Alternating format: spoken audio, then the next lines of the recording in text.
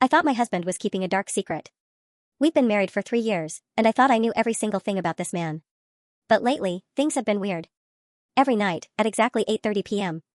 Mark kisses me on the forehead, tells me he's going to the basement for me time, and locks the door. At first, I didn't think much of it. We all need space, right? But then the packages started arriving. Weird, heavy boxes from specialty hardware stores.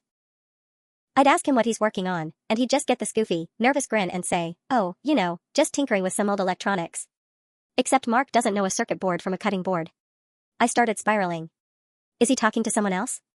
Is he building a secret gaming cave and leaving me upstairs to do the dishes alone? My mind went to some pretty dark places. Last night, I finally hit my breaking point. I waited until I heard him go down there, and then I grabbed the spare key from the kitchen drawer.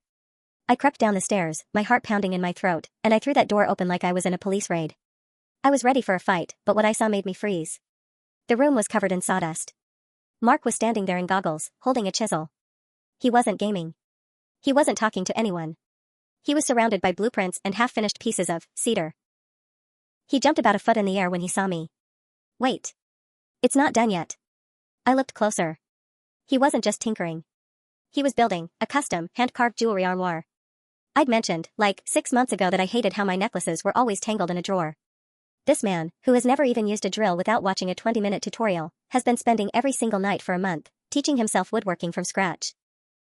Just because I made a random comment about a messy drawer. He looked so defeated that the surprise was ruined. He pointed to a slightly crooked leg and said, "I'm still working on the leveling." I didn't care about the leveling. I just walked over and hugged him while he was still covered in sawdust. He has no idea that seeing him work so hard on something so small is better than anything he could have bought me.